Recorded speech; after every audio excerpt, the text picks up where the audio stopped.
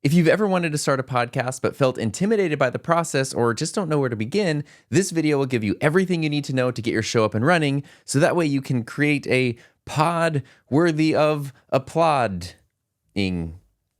And even though it might seem intimidating at first, we can break that whole process down into 5 steps to help things become way more manageable. So that means we're going to cover everything from your concept and gear to recording, editing, distribution, everything you need to get your podcast into the world, no matter what your skill level is. This will not be a short video because this is a lot of info, so definitely use chapter markers if necessary. And a huge thank you to Buzzsprout, my podcast host of many years, for sponsoring this video. So let's dive right into step 1, developing your concept. Every podcast will evolve over time, but it's still important to have as clear of a purpose as possible before getting started. So even though it's super fun to turn everything on and get behind the microphone and start recording, don't do that just yet. Don't let that be step 1.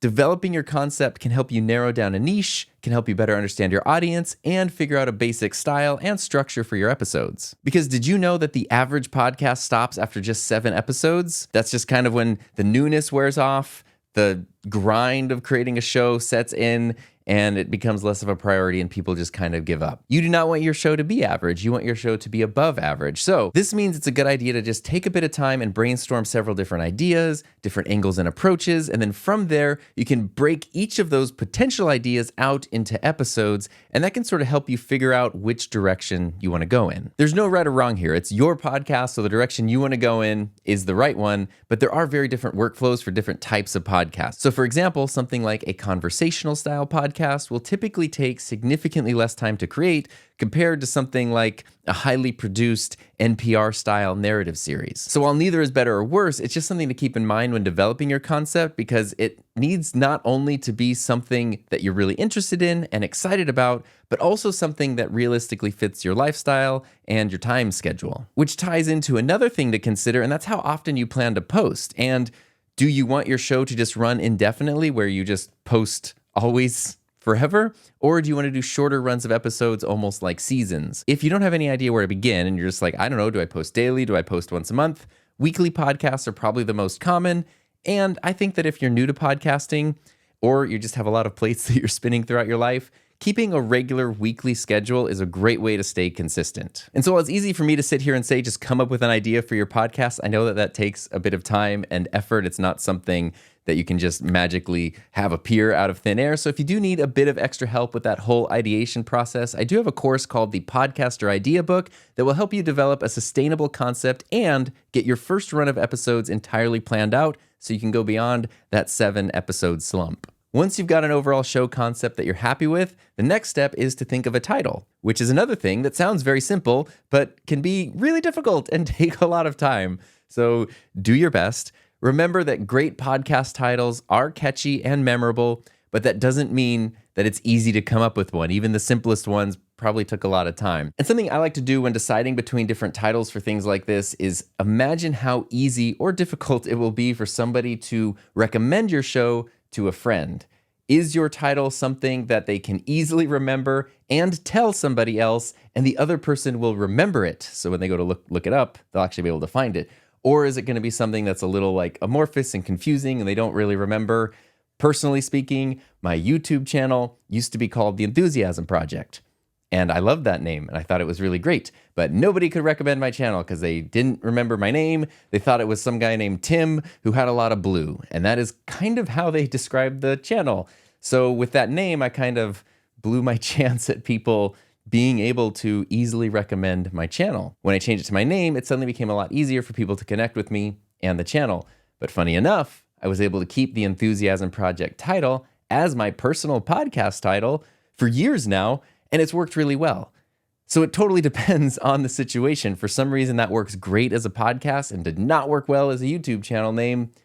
Try to do something that's going to be very easy for people to share and remember. Now, you'll also need cover art for your show. Pretty much every podcast host and directory requires it. Podcast artwork is typically 3,000 by 3,000 pixels, and it can be as simple or as complex as you like. Here's a couple examples of ones I've created for different podcasts that I'm a part of. You can use free design tools like Canva, paid options like Adobe Photoshop, or take it even further and hire a professional designer.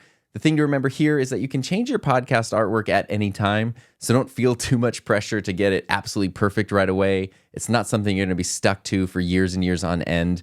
In fact, you can even have separate artwork for every episode if you want, which is kind of a really cool step that takes a lot of extra calories to do, but it's pretty cool. So you got your concept, your title, and your artwork. Now we can move on to step 2, planning your podcast. Having a content plan that you're content with will keep you organized and make your recording sessions way smoother, just make everything flow a lot more easily. So this is now where you can pin down a format for your episodes. Again, remembering you can change this at any time. We're just trying to get a foundation to build off of here. Some common podcast formats include solo discussions, interviews, journalism, storytelling, or a mix of everything. Some podcasters, when it comes to this planning and outlining phase, use scripts that are read word for word, while others stick to a bullet point style outline. Again, there's no right or wrong, so just go with whatever works best for you and your show. Now, you can always just keep it old school and put your podcast and your show ideas in a notebook written by hand. Totally nothing wrong with that, but there are a lot of really helpful digital tools, which I definitely would recommend, even though I do love the tactile nature of notebooks and things. So stuff like Apple Notes, Google Docs, anything like that can make a huge difference in your planning and pre-production workflow. I personally use the Apple Notes app a lot because it easily syncs between my phone, my computer, and my tablet, but really any other cloud-based application like Google Docs, anything that lets you sync between devices is really kind of what I recommend the most, because then you can access your show ideas anywhere and add to or edit them across multiple devices. If you have an idea, like right before you're going to bed at night, you don't want to trust yourself to remember it or scribble it down in a way that you won't be able to read in the morning. It's really nice just to be able to pick up your phone, type a few notes, and the next day when you sit down at your computer, that note is already there ready to go. And cloud-based applications are really handy if you're not the only one working on your show. If you're working with a co-host or a team, it's a great way to literally keep everyone on the same page. Now, if you've ever done any kind of scripting before or just any sort of academic writing, you know that things have proper formats. Don't worry too much about proper formatting for your script and outlines when it comes to podcasting at this point. Just make sure everything makes sense. Make sure that you and anyone else working on the show understand what's happening, and then it's perfect. And normally, this is where I'd say, if possible, outline more than one episode to get things off to a strong start. But over the years, and the more I've thought about it, I don't think that's really an if possible situation. I really think that if you want to set your show up for success, you need to outline multiple episodes. It's like if you're going to run a marathon, you want to give your body a whole bunch of nutrients so you don't just crash at like 1.5 miles into it. You want to give your show a really solid foundation that you can keep building on, and planning out multiple episodes is going to make a huge difference. I promise your future self will thank your past self for looking out for them. And speaking of making things easy, before diving into the production phase and the next steps, I want to take a moment to thank Buzzsprout for sponsoring this video. If you've been thinking about starting a podcast, Buzzsprout has literally everything you need to get your show online and listed in all of the major directories like Apple Podcasts, Spotify, Amazon, and more. But more than that, Buzzsprout will also guide you through every step of that process, which is something we're actually going to cover a little later in this video. And then from there, uploading your episodes is a breeze. Just drag, drop, hit publish, and Buzzsprout will take care of the rest. And since we've already talked about the importance of planning and prep for your podcast, Buzzsprout is also an awesome resource for podcasters. They've got free written guides for every part of the podcast process. That's a lot of alliteration right there, along with an awesome YouTube channel and even the Buzzcast podcast, their own podcast. So basically, Buzzsprout has everything you need to not only get started, but to keep podcasting. They also offer some pretty nifty ways to level up your podcast, one of which I really love, and that is magic mastering, which gives me just huge peace of mind knowing that everything is going to sound as good as possible on the widest range of devices possible. As a Buzzsprout customer, whether you're just starting out or you're a seasoned pro, their awesome customer support team is always there to help you out. And seriously, on a personal note, I know this is, a sponsor segment, but I wrote the sponsor segment. I'm saying the things I want to say. Everyone I've met at Buzzsprout has been absolutely incredible over the years. Like, they genuinely care about helping people become better podcasters and to discover a passion for podcasting. So thank you again to Buzzsprout for sponsoring this video. And if you think Buzzsprout sounds like a good fit to help you keep podcasting, check out the link in the description. So now that you've heard all about my favorite podcast hosting platform, it's time to produce a show that needs to be hosted. Let's talk all about recording and production. This is where, especially if you're just starting out, you might find yourself feeling very overwhelmed by all the options when it comes to equipment and software and workflows. So just remember, and I know this is a little bit ironic considering I'm in this environment that's just filled with all kinds of gear and stuff, but start off keeping things simple. Sometimes it is just necessary to get new gear, and personally, that's part of the fun for me. I love celebrating Happy New Year's Day, but I do think that the best approach is to start with what you have and then let your specific needs become apparent over time. So for now, if all you have is your phone, you can get started just using like a voice memo or recording app. And then you basically have a little podcast production studio right in the palm of your hand. And then you can record, edit, and upload your podcast just with your phone. But if you want to take things further, which I'm guessing if you're this far into this video, you probably do, there are a few important things to consider when it comes to podcasting equipment. So first off, you don't need a fancy studio, but you do need a quiet place to record your show. You might be lucky to have a dedicated spot, a room or an office or something that can just sort of be set up for your podcast and nothing has to move. But that doesn't work for everybody. You might have to make do with a shared area or a kitchen or something like that. Wherever you're at, just make sure it's as quiet as possible while you're recording. You don't necessarily need to go crazy with sound treatment and buy all of the cheap foam panels you can find on Amazon so it looks like you're in some sort of asylum when you're recording your show. Some basic sound treatment or just objects. Like the room I'm in right now isn't hugely sound treated, but there is carpet on the floor, which helps a lot. I do have two acoustic panels, and then there's also just a bunch of stuff in here. And the stuff breaks up sound waves and reduces reflections. If you're in a big empty space with a lot of hard, flat surfaces, then sound waves are going to bounce and reflect all over those, and it's not going to sound great. So if you do have the option of a dedicated podcast space, I definitely do recommend treating it and setting up to sound as good as possible. But if you don't have that, just do the best you can with what you got. Some of the most effective and most widely available podcast recording studios are closets and cars. A small closet that's filled with clothing is really great when it comes to sound treatment. There's nowhere for sound waves to bounce around there. Similarly, cars are also sometimes really great places to record. I'm sure, probably more than you realize, podcasts you've listened to have been recorded in closets and cars, even some incredibly popular ones. So it can sound really great in those maybe less traditional environments. And then when it comes to your equipment, again, you don't need to furnish a full-on production studio, but a decent microphone, some good recording software, maybe some recording hardware, some good headphones to listen to it on, those can really make a world of difference when it comes to improving the overall production quality of your show. If you don't have a microphone, there are a ton of different options out there, as I've talked about many times on my channel, at pretty much every price point. But if you have a budget for at least $100, once you get into the $100 price point of microphones, basically the whole world opens up and you have so many incredible options of both USB and XLR microphones. If $100 is beyond your budget for a microphone right now, there are very decent options from brands like Fifine, Behringer, Samson, really good microphones that can get you started. But if you are able to get to that $100 price point with your microphone, you're not only going to open up options that are great sounding, but also really long lasting and ultra high quality. This microphone right here is a $99 microphone. It's the Shure SM57. I bought this specific one 20 years ago, and it works exactly the same as it did when I bought it, which at the time, as a poor college student, $100 on a microphone seemed absurd, but I wanted something that would last, and clearly this was a good choice for that. This will match and be exactly the same as an SM57 that I bought right now, 20 years later. But it would also match and be exactly the same as an SM57 that's 20 years older, that's 40 years old at this point. And that's kind of what you get when you get into the world of higher quality microphones. It's not just one that sounds good right now, but one that's just going to keep sounding good and keep working as time goes on. But if you don't know where to begin with microphones, and I'm talking about USB and XLR, and it sounds like I'm just mixing up random letters of the alphabet, I am going to ask for a little assistance from a good friend in helping to explain the difference. Oh, hello.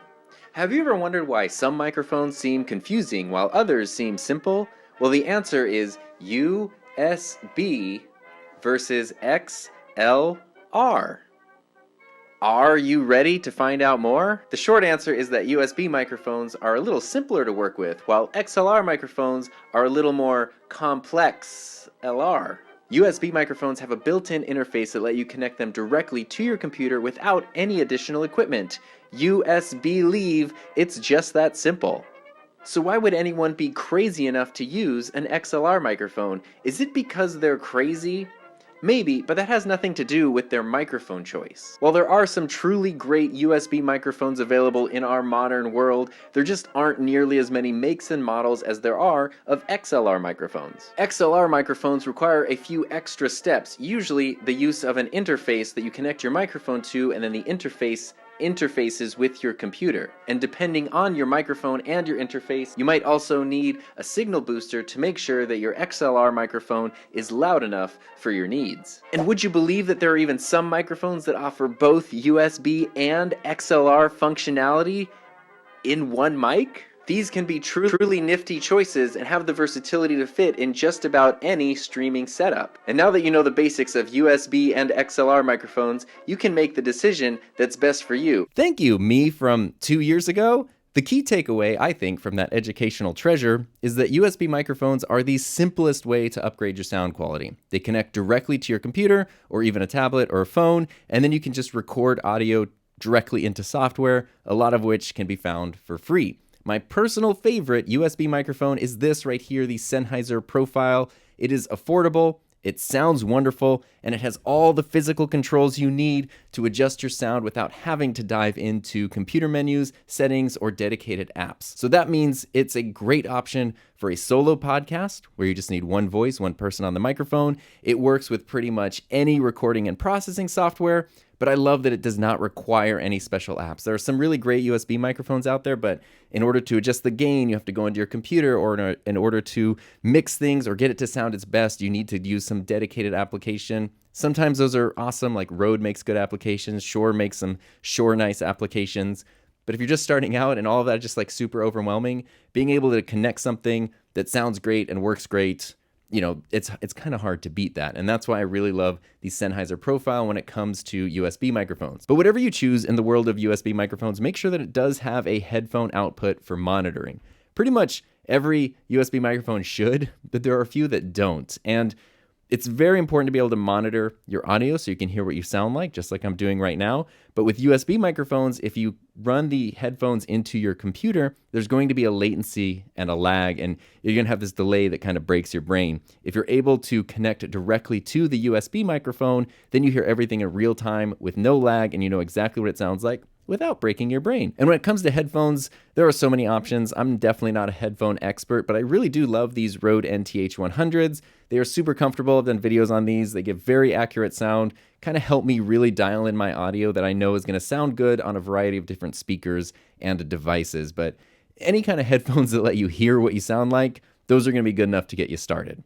So here's the question then. If USB microphones are so nice, they're so simple, and they're so affordable, why would anybody want an XLR option? XLR microphones have been around for decades. This is the Shure SM7B. It's got like a 50+ year history of being a pretty iconic microphone. A myconic microphone. So there are just far more options at every price point in the world of XLR. And if you're working with a co-host or with guests, or you just kind of want to take your whole audio production setup a bit further, XLR mics can be really helpful because it's generally a lot easier to use multiple of them together at the same time, much more so than trying to use multiple USB mics at the same time, which can very easily get very tricky. But speaking of tricky, connecting XLR microphones is a little bit trickier because these are professional style microphones. That means they cannot just connect directly to your computer and you're good to go like a USB microphone. They typically need a mixer or an interface in order to work, and they usually don't have as many of the nifty built-in features as USB mics. So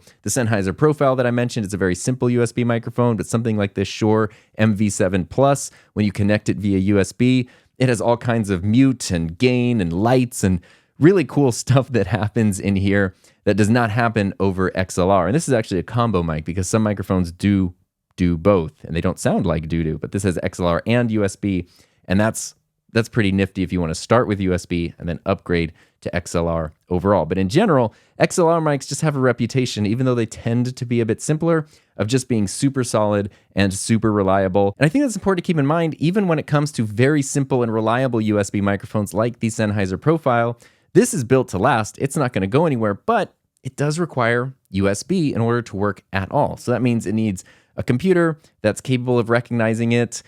If you're looking at microphones that are 50, 60 years old and you can still plug them into new things and they work great, this, I don't know what the compatibility is going to be like with computers and devices in 5 or 6 years, much less 50 or 60 years. So in general, an XLR microphone is probably going to have a significantly longer usable lifespan than a USB microphone will. So that means especially if you buy an XLR microphone from any, reputable brand like Shure or Rode or Lewitt or Earthworks, you kind of know that you're going to get decades long longevity and usability, and your money's going to end up going a very long way. Now, throughout this video, you've been listening to me a lot on the SM7B, which is a more expensive XLR microphone with an MSRP of $399. I've been using also the Rode NT1 Signature Series, which has an MSRP of $160. And I've got some other ones, a $99 one here.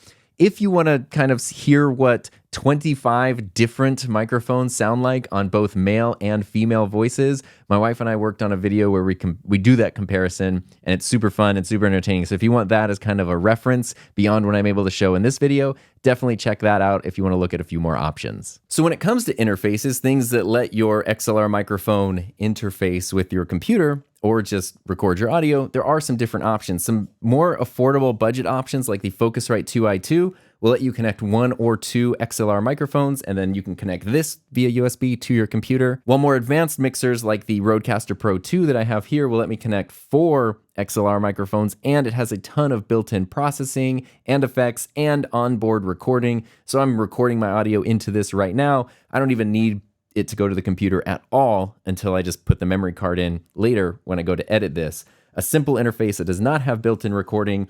Nothing can be done in here. This is basically just gain, and that's about it. And then you have to connect it to your computer through USB to gain all of the processing and whatever other features you want. But of course, the Rodecaster Pro 2, significantly more expensive than the Focusrite 2i2. And just like with USB microphones, it is a good idea to always have a pair of headphones with your interface or mixer, whichever one you choose. Pretty much all of them come with headphone monitor outputs, so that way you can connect directly to your interface and hear things without any latency while you're recording. But whether you're using a USB microphone connected directly to your computer or an external recorder and mixer, you're probably going to need some sort of software to record, process, and edit your audio. Fortunately, there are quite a few free, awesome recording apps available. If you have a Mac, GarageBand is free, and it's incredibly powerful. It might be all you ever need.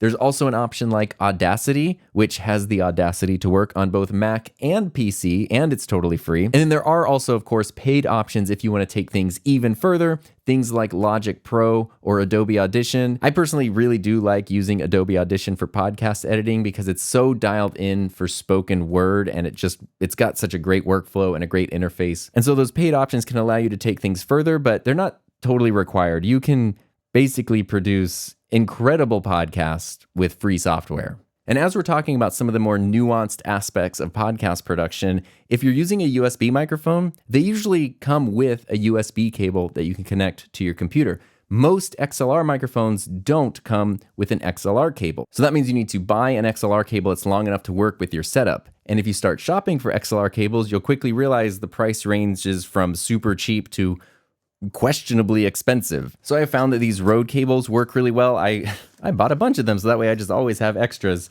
I like them because they're not the cheapest cables out there, but they're still relatively affordable. They come in 2 different sizes, 6 meters or 3 meters, and they're good quality. They're not really prone to interference, and they don't just fall apart. Some of the, like $8 cables I've bought before in the past, after just a few months, they kind of just start falling apart, or they're prone to interference. So you want to get something that's going to work really well. I also like the Rode cables because they are available in a lot of really cool colors, but of course they are also available in black if you just want to keep things simple. And if you don't want to be somebody who holds your microphone the whole time, that probably means you're also going to need a stand of some kind. That means either a tabletop stand, a low profile arm like this, or a traditional mic arm. I have, it's fatiguing to keep holding this.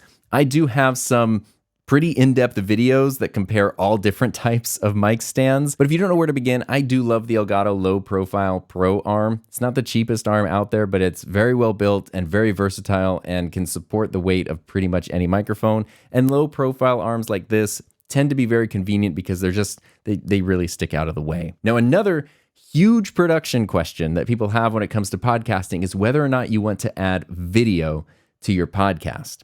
So for the sake of keeping this video, which is already getting pretty long, somewhat reasonable in length, instead of diving full on into the world of video podcasting, I'm going to point you to a few resources so that way if you're interested in making a video podcast, they can help you get started. First, I recently made a video called The Ultimate Simple 4K Streaming Setup. And even if you don't plan on streaming, a good video podcast setup has a lot in common with a good streaming setup. So in a lot of cases, once you've got one, you kind of already got the other. And so that video I made is a great guide to a simple single camera video podcast setup. And second, if you want to kind of, go a little more nuanced and take things a little further, I did put together a page on my website of recommended setups for different scenarios, including video podcasts and multi-camera podcasts. So you can go to himynamestom.com/setups to get a basic idea of what's needed for different scenarios, along with how much it might cost to actually put those things together, because I tried to include everything, not just a camera and a microphone, but all the cables and memory cards and connectors and the little things that are very easy to forget about. But whatever workflow you choose when it comes to producing your podcast and you actually get to sit down and press record, try your best to speak clearly and confidently. Don't be afraid to show your personality. Take breaks if you need to. This is a long video. I've taken a couple breaks during recording, but after recording, you're going to use editing software to trim out mistakes or pauses so people won't even know. You didn't know I took breaks while making this video. I mean, you probably assumed it. We'll talk about all of that in the next section. Don't be too hard on yourself, basically. You're recording it. You can edit it later. You can redo episodes if you need to. It's a skill that you will build the more that you do it. A few natural hiccups here and there can help your podcast feel more genuine and also make your editing workflow a lot easier. So you want to cut out things that are super egregious and distracting, but if you stumble over some words or you repeat yourself once or twice, like that stuff is totally fine to leave in because you're a person who is communicating to other people and people know what people are supposed to sound like, and it's usually not total perfection all the time.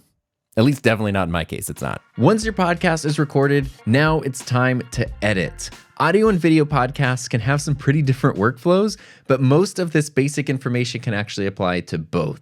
It's important to remember that, like everything, editing is a skill you're going to learn over time. The basics are pretty simple. If you look at editing from just that most fundamental level, like I mentioned a moment ago, you're essentially just cutting out all of those egregious mistakes, but you're also adding in interesting elements like music, maybe some additional clips, and you're probably adjusting the audio a little bit just to help things sound their absolute best. Now, how heavily you edit your show is entirely up to you. Some people do little to no editing, and with things like Roadcasters, you can do almost a no editing workflow. You can press record, play your intro music, bring in your audio, play clips, play your outro music, and then essentially have a full podcast completed by the time you stop recording in the Roadcaster. It takes a little bit of practice to get to that point, but it's possible. So while some people do little to no editing, others dive in and create layers upon layers of highly edited audio. There's no right or wrong. I really can't emphasize that enough. It would be wrong of me not to emphasize that there's no right or wrong. But if you're just starting out, especially with editing, it's usually a good idea, again, to keep things simple. Trimming, cutting, and fading are some of the most essential skills that you'll learn when it comes to editing. And in fact, here's a quick excerpt from the editing basics lesson in my Podcaster Playbook production course that kind of walks through everything you need to know about the essentials of cut, trim, and fade. Once you get a lot of experience editing your show, you're going to be able to read your audio waveforms the same way you would read a video waveform. Looking at this one right here, I can see that I'm talking, and the dead space obviously means that I have stopped talking, and there's a few bumps over here, which probably mean that I just sort of muttered to myself or made a note that's probably not part of the show. So we need to get rid of this end part of the show here. I can either just drag this track since it's at the end, or I could use cut. Pretty much any application has some sort of razor blade tool, and you can cut right there, and then you can just delete. Now that was easy because we were working with the end of the clip, but if we wanted to cut something out of the middle, that's where it's going to get a little more complicated. So let's cut out this part here where I give my little disclaimer. This is definitely a real episode. It's not something I'm recording to use as an example while editing this course. Maybe we don't need that disclaimer, so I'm going to use the razor blade tool and put a cut at the beginning. This is definitely and a cut at the end. And then what I can do is just select it and delete it, and it is gone. And then I can just bring my audio tracks together and it should play smoothly. Just all about things. And of course, you kind of heard, I don't know if you could hear that. There was sort of a little like a glitch in the middle here. Just all about things. And so what I can do is even trim this up a little more, push them together. In Adobe Audition specifically, as you overlap clips, it will automatically fade them. All about things. And of course, it's going to be, there we go. If you don't want to do that, you can always just use a different track and you can start to overlap your audio that way. All about things. And fading is going to also be important as well. Here at the end, you can hear, if you listen closely, you can hear the audio just cut out. The wilderness. It just goes and just stops right there. So in Audition, I can click this little gray box and just drag over a fade line. Ride in the wilderness.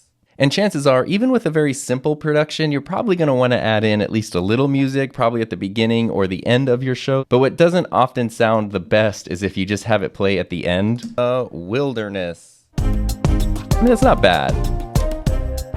It gets the job done. But what could sound a little better is if I do have it overlap a little more and maybe fade in a little more slowly. In the wilderness. There we go. So my talking audio faded out, the music faded in, and it worked really, really well. The same thing would apply at the beginning, but with this song specifically, it kind of has that last note where it goes like dun, but you can kind of hear the notes ringing out and a little bit of an echo. That's where I would like the show to start, so I'm going to drag this over. Hello and welcome. Maybe it can be paced a little better. Hello, and I'm going to fade this in just in case there's a little bit of audio there at the beginning. Hello, and welcome to There we go. And I think that's a nice transition because we're still hearing some of that song at the beginning, and then my voice starts. So as you saw there, cutting, trimming, and fading are sometimes all that you need to edit a really great sounding podcast. But I did have music in that clip, in that lesson. If you're adding music to your podcast, be sure that you're actually able to use that music. Don't just take any random song that you want. This means that a subscription to a royalty-free music service might be a worthwhile investment. Artlist and Epidemic Sound are my two favorite royalty-free music services, so I'll add links to each of those in the description, which will also give you a bit of a discount, but there are tons of other services and options out there. The important thing to remember is if you're adding music to a podcast, make sure that you're actually able to use that music in your podcast. So once you've gone through that whole editing process, no matter how simple or complex it is, all you need to do at the end is export your show, and you can usually choose to do either a .wav or .mp3 file. Either one will work with podcast hosts and platforms. It's just, I guess the difference is .wav files are usually higher quality, but larger, and .mp3s take up less space and are just a little bit lower in quality, but both work great for most podcasts. And now that in theory you've got your show recorded and edited, that means it's time to share it with the world. So let's talk about hosting and distribution. How do you, once you've saved and exported your show, how do you actually make that available for people to listen to? Sharing your show, as we saw in the sponsor segment, requires a podcast hosting service. And as with anything, there are a ton of options out there, some free and some paid. If you have a video podcast, obviously uploading the video file to YouTube makes a lot of sense. But when it comes to audio podcasts or sharing the audio from a video podcast, then you need a dedicated podcast host, which will allow you to upload the file of your episode and then have it sent to all of the many different podcast directories out there like Apple, Spotify, Amazon, all of those. So that means, if you didn't know this, if you've ever listened to a podcast, like say on Apple Podcasts, for example, that episode file isn't actually being hosted by Apple. Instead, Apple Podcasts is pulling the episode directly into their directory via the RSS feed from the actual podcast host where the file is uploaded. Now, if you're on a budget, there are free hosting platforms like Spotify for podcasters, which will allow you to share your show, view analytics, and even do some basic monetization with ads. But there are also paid hosting platforms out there like Buzzsprout, which offer all of that, along with a lot more premium customer service, better analytics, and way more resources and features overall. And this is why, as I mentioned earlier, I've used Buzzsprout as my podcast host for many years, because they make it just super easy to submit your show to all of the major podcast directories while still letting you maintain full control and ownership over your RSS feed. Now, something you might find is that a lot of directories won't let you submit your feed unless there's already an episode uploaded. So if you want to get things ready before producing your show, like you know you're going to launch a podcast and you want to claim the URLs and get the feed set up so you can upload your first episode and be ready to go, and then you find that you can't get your feed going or submitted because you don't have an episode, and it sort of becomes this snake eating its own tail situation. Something you can do to get around that is to create a short trailer for your podcast that quickly explains what it'll be, when it will premiere, and all that, and that will let you get listed in the different directories. This trailer is really more of a placeholder than anything, so don't stress out about it too much. It's pretty unlikely that many people, if anyone, are actually going to hear it because there's nothing else with your show. It just lets you get your RSS feed up and running and your show submitted to directories, and then it's up to you once you actually do submit your first episode or episodes if you want to keep that trailer up or not. Now, of course, you should still make it sound as good as possible, but don't worry about spending like an insane amount of time crafting a masterpiece, something just recorded on your phone that lets people know what they can expect from the show when it comes out is probably good enough in this situation. And as you're building your podcast listing, that's where you can add info about your show as a whole. And whenever you upload an episode, you can include episode-specific information, which includes a description, host info, episode info, and even custom artwork if you want, like I mentioned before. And you are able to publish episodes either immediately or schedule them in advance. So some people record entire batches of episodes all at once, and then they just schedule them out. So you might spend 2 months in this crazy production process, and then you schedule out, those episodes to premiere over like 6 months or something along those lines. So you don't have to just upload, publish instantly. You can upload it, schedule it, and kind of space things out if you want. And I found that helps to create a very sustainable podcast workflow. But whatever you choose, that's pretty much it. You've now uploaded your podcast to your podcast host, and it's ready to share with the world. But you might have noticed there's still some time left in this video down here on that progress bar. So while those are the 5 steps to starting your podcast, I do want to touch on a few extra bonus tidbits. So we'll start off with monetization, because some of the most common podcast questions I get are about monetization. And I will be totally upfront and say that I am not the best person to talk to about this when it comes to business strategies. And also, I really do not think it's a good idea to start a podcast specifically for the sake of making money. It's something that can happen. I've heard it's possible at some point. But it's likely that if your show is ever going to make money, it's going to take a long time for that to happen, if it ever happens. So that means you have to genuinely want to produce your show for the sake of creating and sharing something really cool. You have to have a passion for your podcast. But since I do want this to be as complete of a guide as possible, let's talk a little bit about basic monetization strategies. The easiest way to monetize your podcast is through ad revenue. Hosts like Buzzsprout let you play ads on your show, and then you can get a percentage of the revenue, very similar to like how YouTube ad revenue works. Sponsorships are another option. Probably not something you can do immediately unless you're in sort of a very fortunate situation. But once your show gets up and running, you might be able to find a brand or a company willing to sponsor an episode or even a run of episodes.